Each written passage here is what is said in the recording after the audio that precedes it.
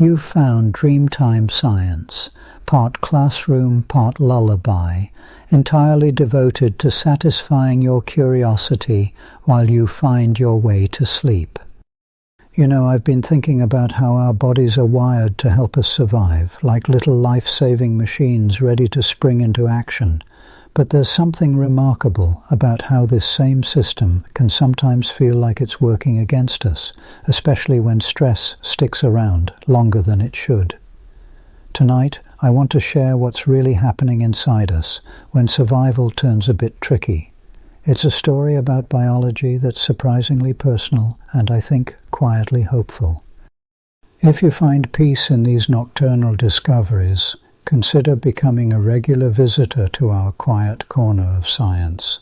Share in the comments what topic you'd love to dream about next. Now, take a moment. Adjust your blanket. Find the perfect hollow in your pillow. Let your shoulders melt. Breathe in and out. In the quiet hours when darkness swallows the day, when the world falls still and the hush of night settles, the mind begins to wander. It drifts, sometimes gently, sometimes with a restless energy, through the corridors of memory and imagination. As you lie there, cocooned in the soft asylum of your bed, there is a presence that often slips beneath the door, as silent and persistent as a draught. Stress. It is the unseen predator, both shadow and sentinel, pacing the periphery of consciousness. What is this thing that presses against our chest in moments of tension, that sharpens our senses, quickens our hearts, and sometimes, paradoxically, leaves us frozen?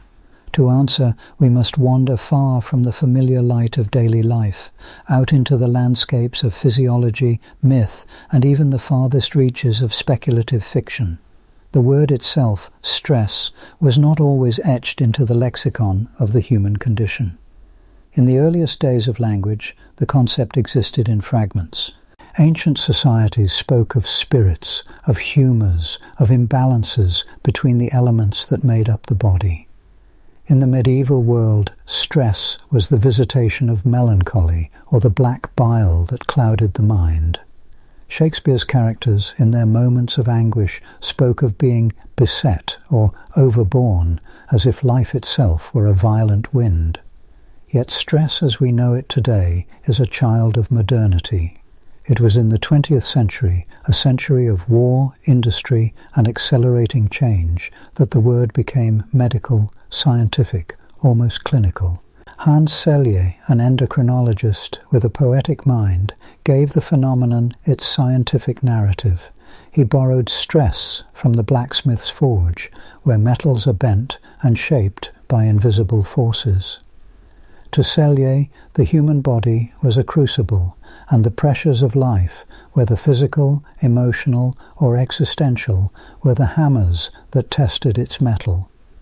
But this is not just a tale of the body. Stress, as it lives in culture and imagination, is something wilder. In literature, stress is the crucible of the hero, the trial by fire, the storm through which character is forged. In science fiction, it becomes both adversary and engine. The unknown planet, the alien encounter, the malfunctioning life support system, these are not just plot devices, but metaphors for the stresses that shape us. The captain's trembling hand on the controls, the decision made in the face of the void. These are stories of stress and survival projected onto the endless canvas of space. Among the stories we tell ourselves, stress is a shapeshifter. Sometimes it is a monster lurking in the darkened corridors of the mind, a psychological xenomorph waiting to strike. Sometimes it is a test, a necessary passage, the gauntlet that must be run so that wisdom or victory may be attained. In the myths of old, heroes are made not in comfort, but in adversity. Odysseus, beset by storms and monsters, is not undone by stress, but transformed by it. The dragon, the labyrinth, the abyss, each is an embodiment of the forces that threaten to overwhelm, but also the crucible from which new strengths emerge. Yet for all its dramatic trappings, stress is at its heart a phenomenon of biology, a choreography of hormones and nerves, of ancient circuits etched into the brain by the slow hand of evolution. To truly grasp its nature, we must descend from the mythic and the literary, and peer into the machinery of the body. Long before we built cities, long before we named the stars, our ancestors lived in a world of relentless uncertainty. The rustle in the grass might be the wind, or it might be the padded footfall of a predator. The flicker of movement at the forest's edge could be prey, or rival, or danger. In such a world, the capacity to mobilize quickly, to prime the muscles, focus the senses, marshal the mind, was not a luxury, but a necessity. The body's response to stress is a legacy of these ancient days, a survival mechanism so deeply embedded that it operates even as we sleep. Beneath the surface of awareness, the brain is always listening. It listens for signals of threat or challenge, for the faintest whisper that something is amiss. At the first hint, a cascade begins.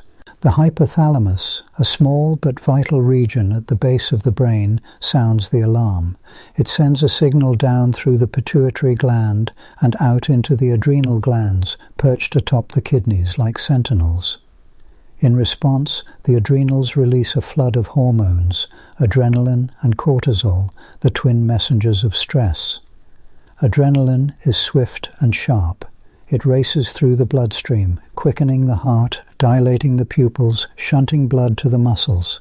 It is the body's call to arms, the quickening that readies us for action, fight or flight. Cortisol, more subtle and enduring, manages the longer arc of the response. It releases energy stores, dampens processes that are not immediately needed, sharpens focus. For a moment, the body becomes a finely tuned instrument, every system bent toward survival. This is the story of stress as it was meant to be, a guardian, a shield, a force that enables life in the face of peril.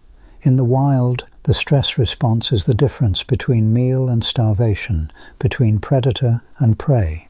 It is the reason a gazelle can leap away from the lion's jaws, why a bird can take flight at the crack of a twig. It is, in a sense, a gift, a legacy of all those ancestors who survived long enough to pass on their genes. Yet, evolution is a slow and indifferent sculptor. The world that shaped the stress response was one of acute, short-lived dangers. The lion's charge, the rival's challenge, the storm's fury, each was met, endured, and then, if survived, passed. The body returned to equilibrium, the mind to a wary peace. But the modern world is another landscape entirely.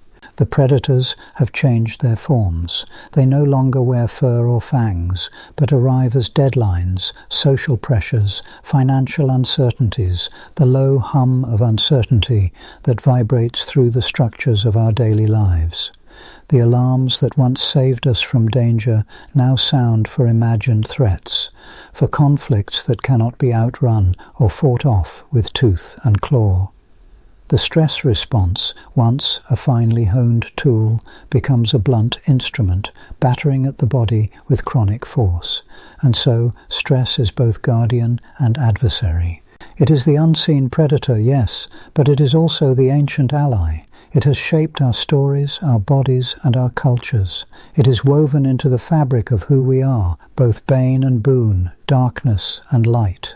In the world of science fiction, this duality is reflected again and again. The starship captain, facing impossible odds, is made stronger by the very forces that threaten to undo her.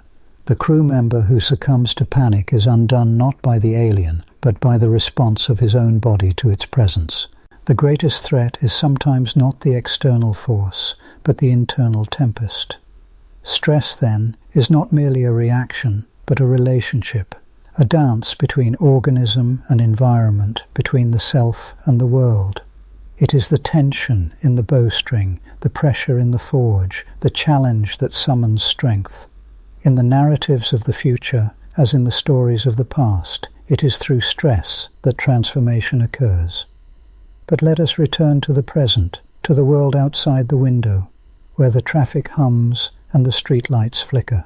Even here, in the relative safety of modernity, stress is ever present. It is in the anxious student waiting for exam results, in the parent balancing too many obligations, in the worker whose tasks multiply endlessly. It is felt in the heart that races for no reason, the mind that spins with worry, the breath that catches in the throat. For some, stress is a constant companion, for others, an occasional visitor. But for all, it is a reminder of our origins, our vulnerabilities, our capacities. The language we use to describe stress is revealing. We speak of pressure, of being under the gun, of melting down or snapping. These are metaphors of physics, of materials tested and sometimes broken. In a sense, we are all engineers of our own resilience, seeking the limits of what can be borne and learning, sometimes painfully, how to adapt. Yet culture does not merely reflect biology, it shapes it. In some societies, stress is a badge of honor, a sign of ambition or diligence. In others, it is something to be hidden, a weakness to be denied. The stories we tell about stress, whether as heroic struggle or as silent suffering, influence how we experience it, how we respond, and how we heal. In the speculative landscapes of science fiction, stress assumes even stranger forms. Imagine, for a moment, a planet where the very air is laced with a neurotoxin that induces panic, or a future where memories can be edited and stress is a commodity to be traded or erased. What would become of us if the very thing that shapes our character, that tempers our will, could be excised or controlled? Would we be more than human or somehow less? Would the absence of stress render us peaceful or leave us hollow, untested, unformed? These are not idle fantasies, but questions that pierce to the core of what it means to be alive.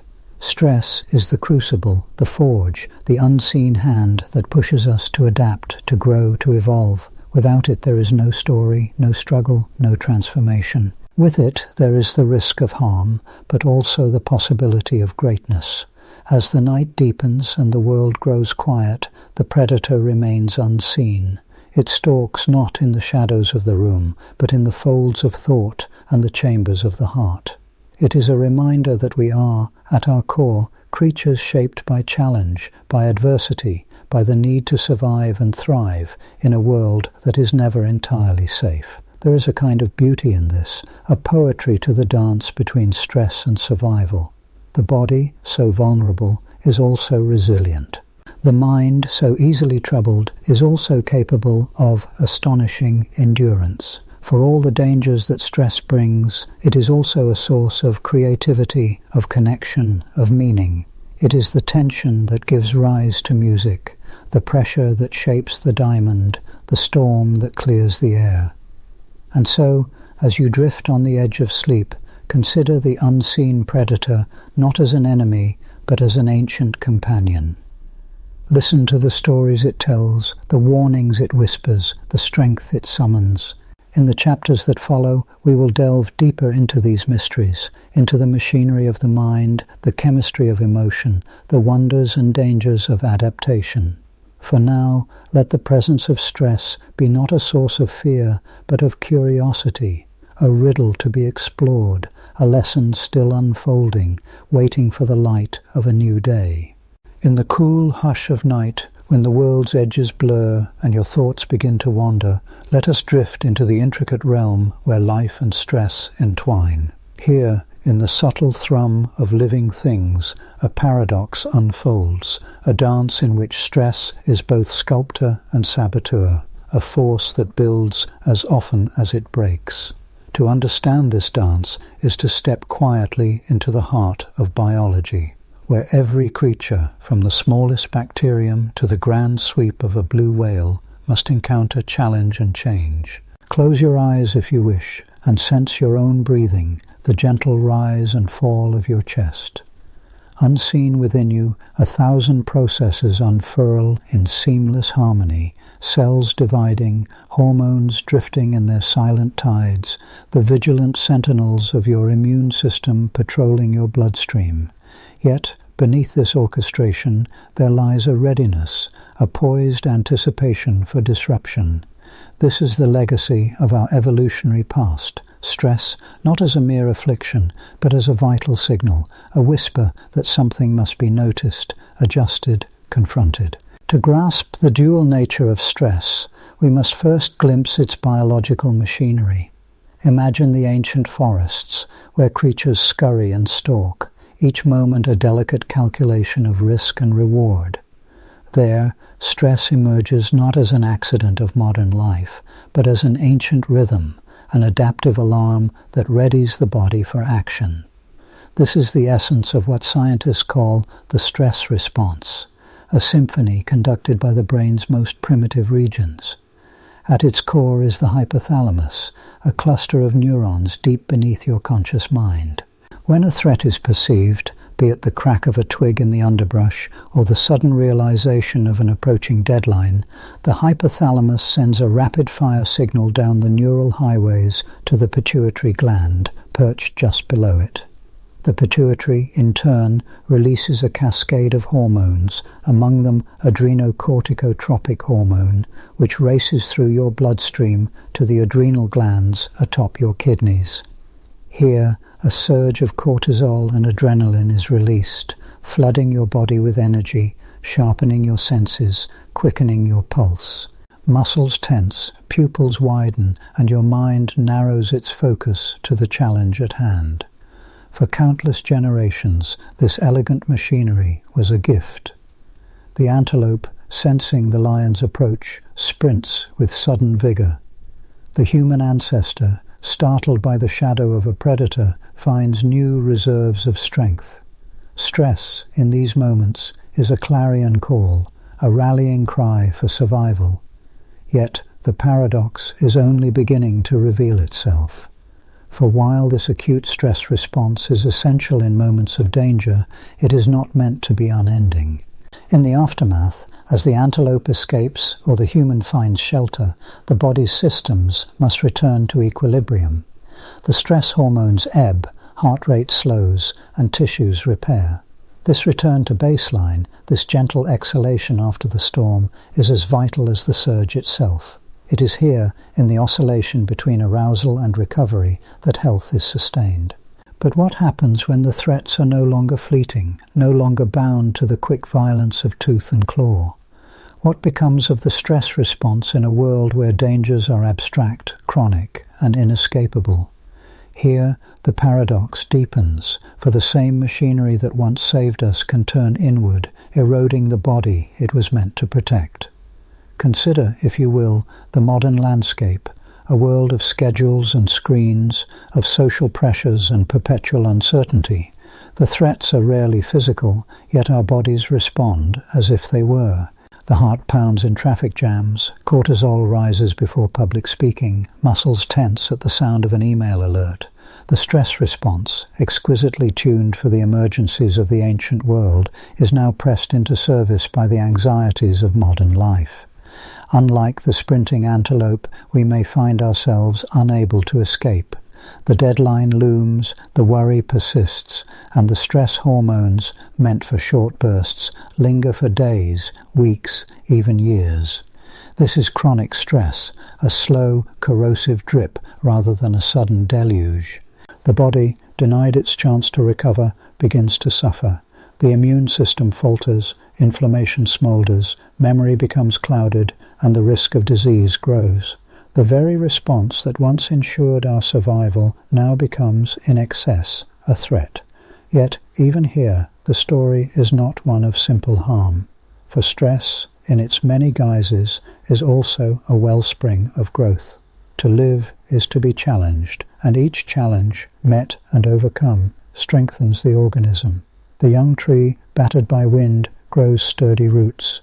The mind, stretched by difficulty, expands its capacity. Biologists speak of hormesis, the phenomenon in which a mild stressor, rather than weakening, actually fortifies. Exercise is a prime example. The strain of running, lifting, or swimming tears muscle fibers, taxes the heart, and depletes energy reserves. In response, the body rebuilds stronger, more resilient than before.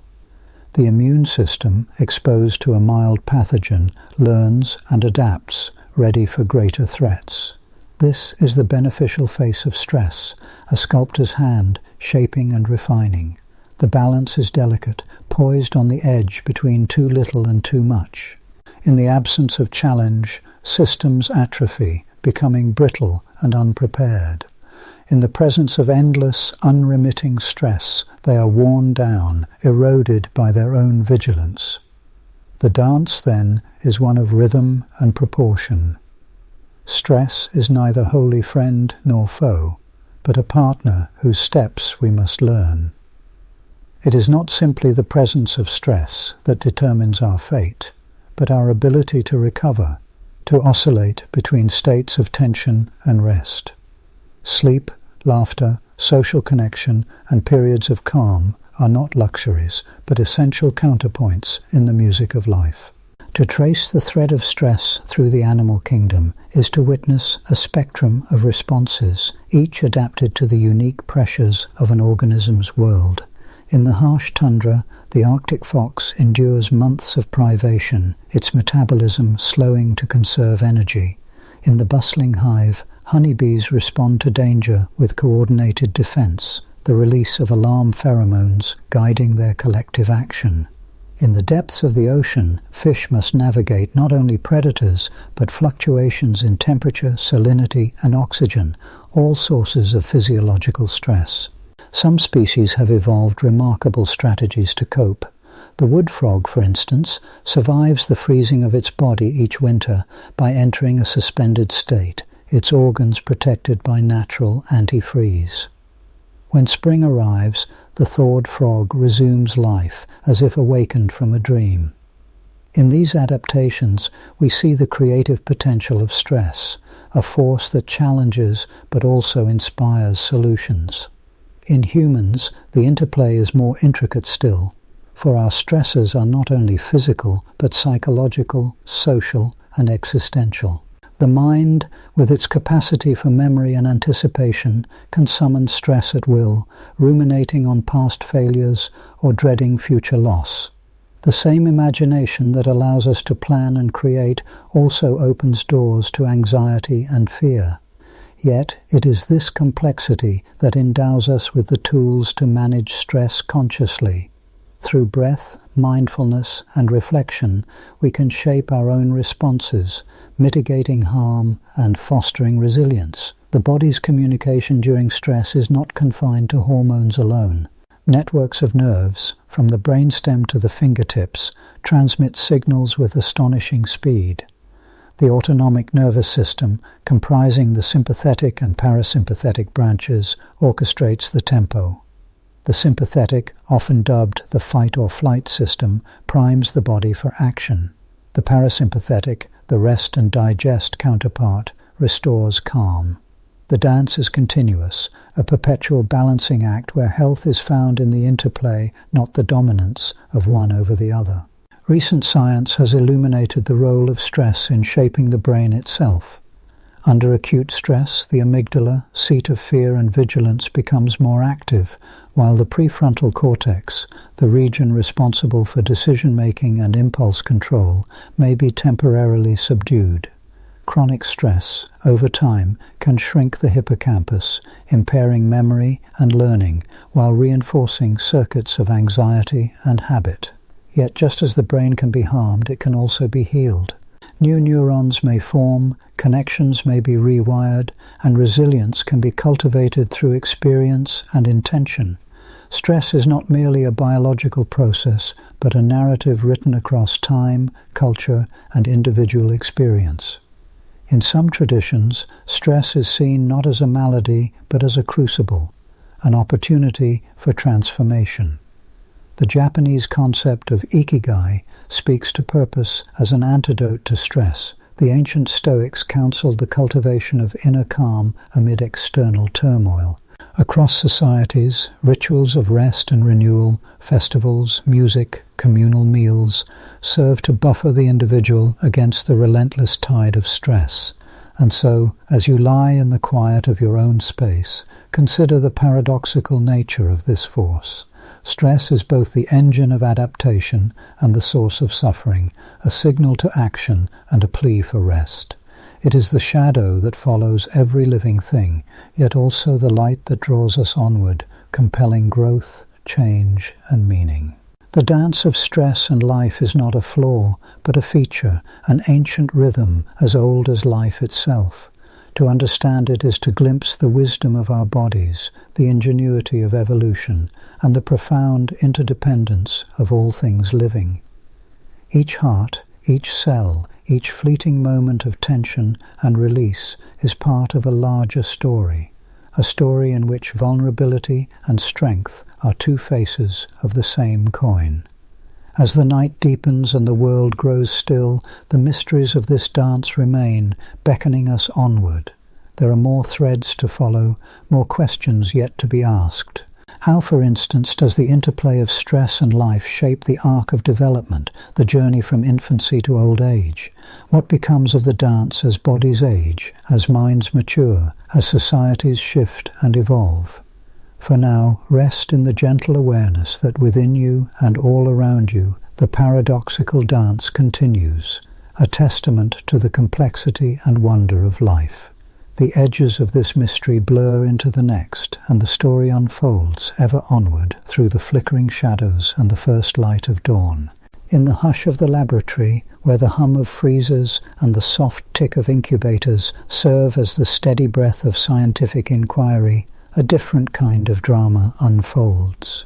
Here, behind glass and beneath fluorescent light, human curiosity turns inward, seeking to know itself.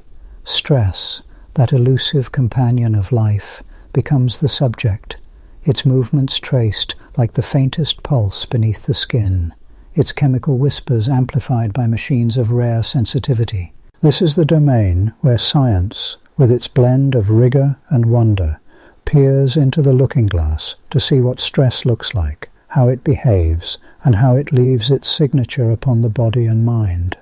Long before the age of molecular probes and digital monitors, the story began with simple, careful observation. In the late 19th century, as the world shifted ever faster on its axis, physicians and natural philosophers noted a peculiar pattern. Some people, when faced with hardship or fright, would fall ill, not merely in the spirit, but physically, with ulcers, palpitations, or strange fevers that seemed to have no cause.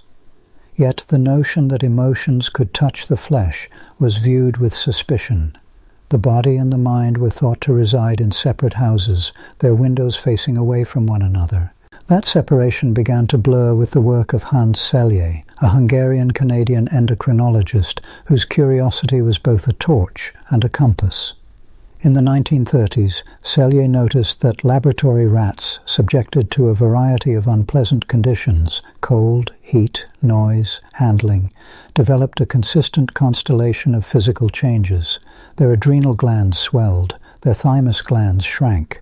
These were not mere reactions to one specific threat, but a general response to challenge itself. Selye called it the general adaptation syndrome, and with this phrase he drew the first clear outline of what would become known as stress.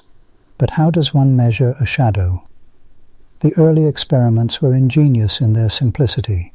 Rats were placed in cages and exposed to stressors, bright lights, loud sounds, the scent of a predator.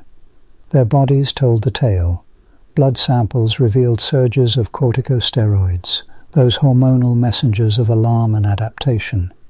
Organs, weighed and examined, showed the scars of prolonged strain.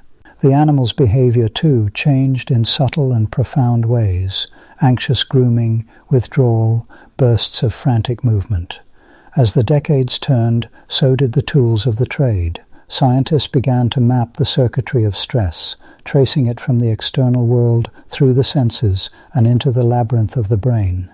The hypothalamus, an almond of tissue deep within the skull, was found to be a master switch, dispatching signals along the hypothalamic pituitary adrenal (HPA) axis. This axis became the highway by which stress travelled, a cascade of hormones rippling outward, touching every corner of the body. To see these invisible tides, researchers refined their instruments. Radioimmunoassays, developed in the 1960s, allowed for the detection of hormones like cortisol in blood, saliva, and even hair. With the faintest sample, just a drop of blood, a smear of saliva, scientists could reconstruct the hormonal landscape of a moment of fear, anger, or anticipation. Electrodes and scanners soon joined the armamentarium, measuring the heart's quickening, the skin's sweat, the muscles' tension. Each device, a new lens through which to view the otherwise unseen. Yet the laboratory remained only half the story. Stress does not confine itself to the glass-walled cages of rodents or the sterile chambers of clinics. It spills into daily life, seeping beneath doors, riding in briefcases, trailing behind the clatter of subway cars. To truly understand stress, researchers needed to eavesdrop on reality itself. One of the most elegant tools for this purpose is the Trier Social Stress Test, devised in the 1990s by a team of psychologists in Germany. It is, on its surface, a simple ordeal. Volunteers are brought into a room and asked to deliver a speech before a panel of impassive judges, then perform arithmetic aloud. The judges are trained to appear bored or critical, their silence a wall. This scenario, meticulously controlled and repeatable, produces a reliable spike in cortisol and heart rate, a laboratory facsimile of real-life social stress. Saliva samples are collected before, during, and after the test, mapping the ebb and flow of stress hormones. In the controlled discomfort of the test chamber, the biology of embarrassment and anxiety is laid bare. Other experiments take a gentler approach, charting the rhythms of stress over days or months. Volunteers are equipped with portable monitors, tiny recorders of heart rate, blood pressure, or skin conductance, worn as unobtrusively as a watch. These devices capture the symphony of physiological changes that accompany moments of tension or reprieve, the spike of adrenaline before a crucial meeting, the softening of breath in the presence of a friend. Some studies pair these measurements with diaries, asking participants to note their moods and experiences hour by hour. When the data are overlaid, a portrait emerges, not of a single response to stress, but of its waxing and waning, its private seasons. The science of stress, ever hungry for detail, has also turned to the genes themselves. With the arrival of molecular biology's toolkit, researchers can examine how stress leaves its imprint at the deepest level. Blood or saliva samples are collected before and after stressful events, and the expression of thousands of genes is measured in parallel. Some genes, switched on by the flood of cortisol, prepare the body for challenge, marshalling the immune system, tuning the metabolism, sharpening attention. Others in the aftermath help the body to recover, damping inflammation and repairing tissues.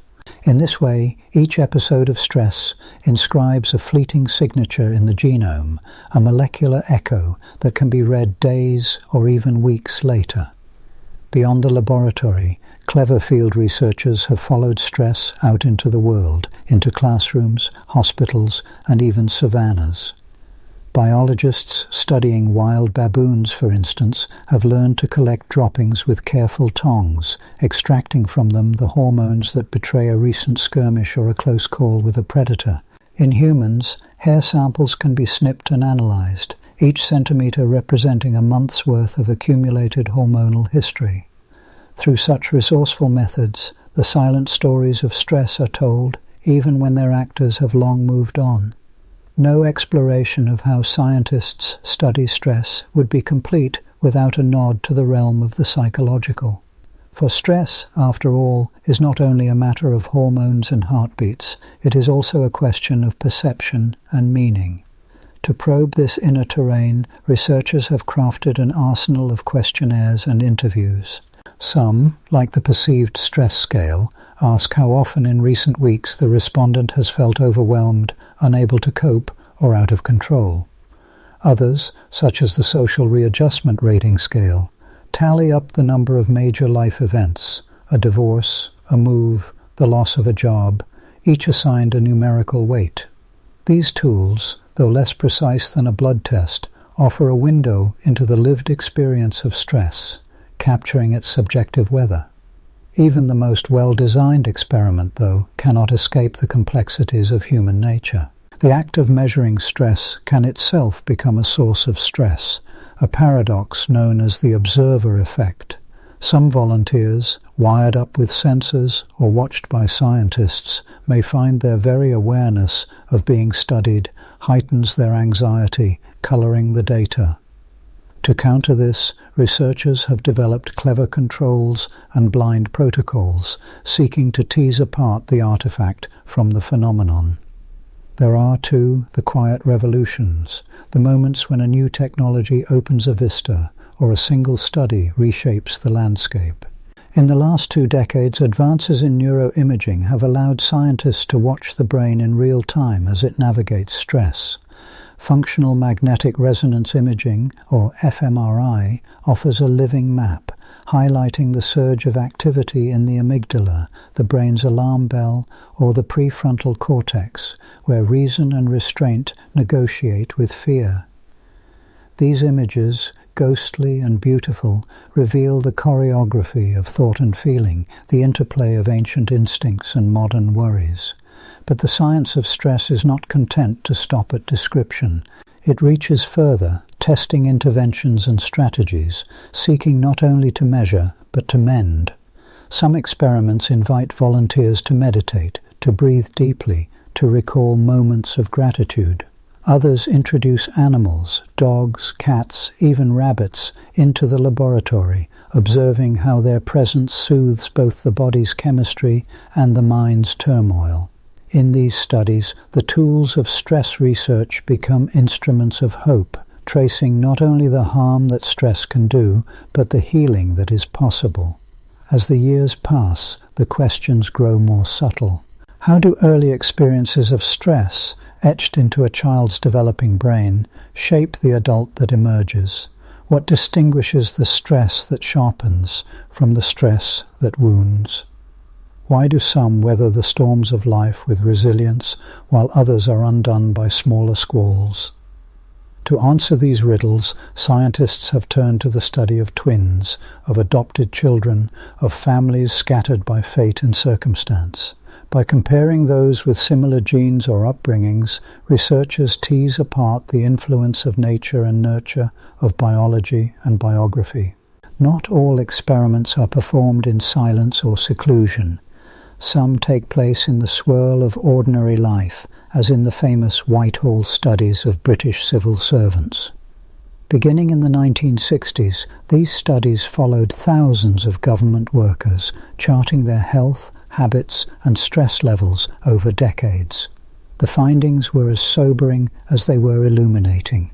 Those lower in the hierarchy, with less control and more uncertainty, suffered higher rates of heart disease and earlier deaths. Here, in the corridors of bureaucracy, the effects of chronic stress were laid bare, woven into the fabric of society itself. There are, too, moments of serendipity, unexpected discoveries that shift the course of research. In the aftermath of natural disasters, earthquakes, hurricanes, wars, scientists have rushed to gather data, documenting the impacts of acute stress on survivors. These natural experiments, though born of tragedy, have yielded insights into how communities recover, how trauma lingers, and how sometimes resilience emerges from ruin. Through all these methods, be they as gentle as a questionnaire or as precise as a molecular assay, the science of stress reveals itself to be both exacting and compassionate. It is a field that demands rigor, yet is ever mindful of the humanity of its subjects. For to study stress is, in a sense, to study suffering, and to measure the marks of suffering is to bear witness to life's fragility and strength. As the night deepens and the laboratory grows quiet, the data, blood samples, survey scores, digital tracings are gathered and stored, awaiting analysis. Each experiment is a small lantern, casting light into the shadowed corners of our experience. The tools have grown ever more refined, the questions ever more nuanced, yet the essential mystery remains: how stress, that invisible force, shapes the arc of a life. In the gentle glow of monitors and the silent stacks of journals, the search continues. New technologies beckon: wearable biosensors that track stress in real time, artificial intelligence capable of discerning subtle patterns, genetic sequencing that may one day predict vulnerability or resilience. The looking glass grows more polished, the reflection clearer, but always some part of the image eludes capture, flickering at the edge of understanding. And so, the story of stress research moves forward, restless and unfinished. It is a journey marked by patience, by ingenuity, by the willingness to ask ever deeper questions.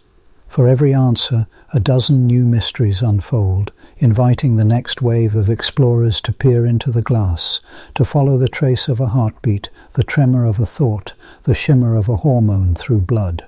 There, in the quiet spaces between measurement and meaning, a new chapter quietly assembles, waiting to be lived, studied, and told. Rethinking the beast, stress, and the human condition. There is a hush that falls across the mind as night deepens, a gentle smudging of the boundaries between thought and dream. It is in these liminal hours, when the world's noise recedes, that the ancient pulse of stress, the so-called beast lurking within, begins to show its true and complicated face. You may feel it as a distant ache behind the eyes, a flutter in the chest, or a nameless restlessness in the body, neither foe nor friend, but a presence as old as humanity. Now let us walk together into the tangled heart of this presence, not to banish it, but to understand its nature and its entwinement with the very fabric of our being. For thousands of years, people have grappled with suffering, worry, and what we now call stress. Yet the word itself, in its modern sense, is astonishingly young, barely a century old in the annals of language. Before Hans Selye, the Canadian endocrinologist who first popularized the term in a biological context, stress was a word for the pressure placed upon wood, stone, or metal, a force that could bend, warp, or shatter. Only gradually did it slip into the lexicon of minds and bodies, becoming a shorthand for the psychic weights and invisible burdens that press upon us through the days and years. But what does it truly mean to be under stress? Is it a flaw in the machinery, a sign that something has gone wrong? Or is it, as some philosophers and poets have hinted, an inevitable companion on the path of a conscious, striving life? The more deeply we look, the more the question reveals its layers, like the rings within a tree, each marking a season of growth, adversity, and adaptation. Consider the paradox at the center of stress. It is both a harbinger of harm and a wellspring of adaptation. The first humans, shivering in the flickering shadows of primordial forests, relied upon the stress response for survival. A rustle in the undergrowth, a flash of fangs, these triggered the cascade of hormones and reflexes that prepared them to fight or flee. In the wild, stress was not a chronic state, but a swift, decisive arrow. It honed the senses, quickened the limbs, and in the aftermath brought a deep rest when the danger had passed. Yet as the centuries unfurled and civilization took root, the sources of stress changed their faces. The saber-toothed tiger became the sharp word from a superior, the looming deadline, the ceaseless ping of digital alerts. Our biology, shaped in a world of fleeting mortal dangers, now responds to the subtler, chronic tensions of the social and symbolic world. The same physiological machinery that once meant life or death now pulses under the surface of board meetings, traffic jams, or sleepless nights, often with nowhere to run and no clear foe to fight. The beast, once outside, now prowls within. Is this an error in evolution, a tragic mismatch between old biology and new society? Some argue that our bodies, still tuned to the rhythms of prehistory, have become maladapted to the complexity of modern life. But perhaps this view, while seductive, is too simple. For as the philosopher Heraclitus once wrote, strife is justice, meaning in part that conflict, tension, and stress are not interruptions in the order of things, but the crucible in which new forms are forged. The stress response, in its essence, is not an enemy, but a signal, a messenger that something matters, that change or adaptation is needed. To recognize this is not to minimize suffering. The pain of unrelenting stress, the gnawing anxiety, the slow corrosion of health remains real and profound. But it is also to see that stress, at its root, is a sign of engagement with life. The artist before the blank canvas, the athlete on the starting line, the parent hearing a child's midnight cry, each is, in their own way, touched by stress.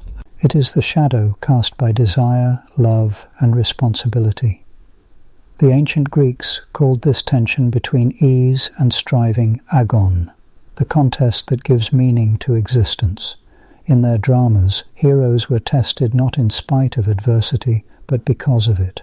The crucible of stress was the proving ground of character, will, and destiny. Even today, in the language of psychology, we find echoes of this insight. The concept of eustress, or good stress, describes the arousal that accompanies challenge, excitement, and growth. Not all stress is poison. Some is the very salt of life. Yet the line between eustress and distress, like so much in human affairs, is thin and shifting. The same surge of adrenaline that sharpens focus in one moment can, if unrelieved, erode the mind and body over time. Chronic stress, as medical science tells us, is implicated in ailments as diverse as hypertension, immune dysfunction, and depression.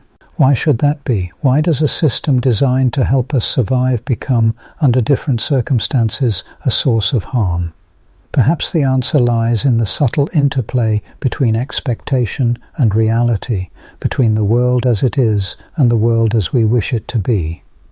The physicist Erwin Schrödinger, pondering the nature of life, wrote that living things exist by avoiding the decay into equilibrium. Life is, in this sense, a perpetual tension, a balancing act between order and chaos, stability and change. Stress is the emotional signature of that tension, a sign that the boundaries of the self are being tested, stretched, or threatened. But human beings are not passive recipients of stress. We are also interpreters and meaning makers. The philosopher Viktor Frankl, who survived the horrors of the concentration camps, observed that suffering itself is not what destroys us, but the loss of meaning. Stress, then, exists not only in the body, but in the story we tell ourselves about our circumstances. Two people may face the same challenge, illness, loss, uncertainty, yet one finds in it a call to courage, while the other is undone by despair. The difference lies not in the stressor itself, but in the web of belief, memory, and hope that enfolds it. This is where the mystery deepens, and the brute fact of stress becomes entangled with the question of what it means to be human. For we are creatures of anticipation, memory, and imagination. Our stressors are not only the dangers of the present moment, but the ghosts of past wounds and the spectres of future fears. The mind, in its ceaseless activity, can summon stress from the thin air of thought alone. A worry about tomorrow, a regret from yesterday, these too quicken the pulse and tighten the chest, even in the stillness of a quiet room. And yet, within this capacity lies a strange gift. Because we can imagine future dangers, we can also prepare. Because we remember pain, we can build compassion. Stress is the price we pay for caring, for planning, for loving. It is the shadow that follows every act of hope. In the great religions and philosophies, there are many teachings about how to live with suffering and stress. The Buddha, sitting beneath the Bodhi tree, taught that suffering is woven into the fabric of existence, but that wisdom lies in transforming our relationship to it. The Stoics counseled that we cannot control what happens to us, only how we respond. The mystics of many traditions have spoken of surrender, not as defeat, but as the willingness to be present with the full range of human experience, including fear, pain, and uncertainty. Modern science, too, has begun to explore these ancient insights. Practices like mindfulness, meditation, and cognitive reframing offer ways of meeting stress with curiosity rather than aversion. By turning toward the beast, by seeing it clearly and naming it, we can sometimes loosen its grip. The very act of observing the body's sensations or questioning the mind's catastrophic narratives can transform stress from an all-consuming flood to a passing weather pattern, intense but impermanent. But the question remains, can we or should we aspire to a life without stress? Is the ideal a placid calm, unbroken by waves of anxiety or desire? Or does such a state, attractive though it may sound, risk becoming a kind of inertia, a still pond, untroubled but also unmoved? The poet Rainer Maria Rilke once wrote to a young friend, "The point is to live everything, live the questions now." Stress, in this sense, is the sign that we are alive to the questions, the uncertainties, ambitions, and loves that make life worth living. The interplay between stress and meaning is particularly vivid in the stories we share. Across cultures, tales of trial and transformation abound. The hero's perilous journey, the lovers parted and reunited, the wanderer lost and found. These narratives are not merely entertainment. They are maps of the human condition, charting the terrain of challenge, loss, and renewal. Stress is the crucible through which the ordinary becomes extraordinary, the mundane becomes mythic. Even in the rhythms of everyday life, this pattern repeats itself. The student facing an exam, the musician before a performance, the scientist awaiting the results of an experiment, all experience the quickening of stress, the trembling edge between failure and breakthrough. The outcome is uncertain, the stakes are real, and the body responds with all the urgency of its ancient wiring. Yet, in the aftermath, regardless of success or failure, there comes a deepening of experience, a widening of the inner world. In the quiet aftermath of effort, there is often a sweetness, a sense of having met oneself on a deeper level. The heart, having raced, now settles into a slower rhythm. The mind, having wrestled with doubt and difficulty, finds a new clarity. This is the paradoxical gift of stress. It reveals to us our own capacities, our limits, and the possibility of growth beyond them. Still, there are those who suffer under burdens too heavy to bear, whose stress is not the pulse of life, but a grinding attrition. For them, the beast is not a fleeting visitor, but a constant companion. To these souls, compassion is owed, not the glib reassurance that all stress is growth, but the recognition that suffering can overwhelm, and that help, support, and respite are sometimes the only answers. The mystery of stress is not only its universality, but its particularity. What is a spur to one is a stumbling block to another. As we reflect on stress, then, we are invited into humility, a recognition that the forces shaping our lives are immense, complex, and sometimes beyond our mastery. Yet within that humility is also a quiet strength, the knowledge that, while we may not choose our circumstances, we can shape our response, and in doing so, shape ourselves. There is, in the end, no final answer to the riddle of stress. It is a beast with many faces, sometimes savage, sometimes gentle, always mysterious. It is the price of aliveness, the shadow of longing, the measure of what we hold dear. To live is to be vulnerable to stress.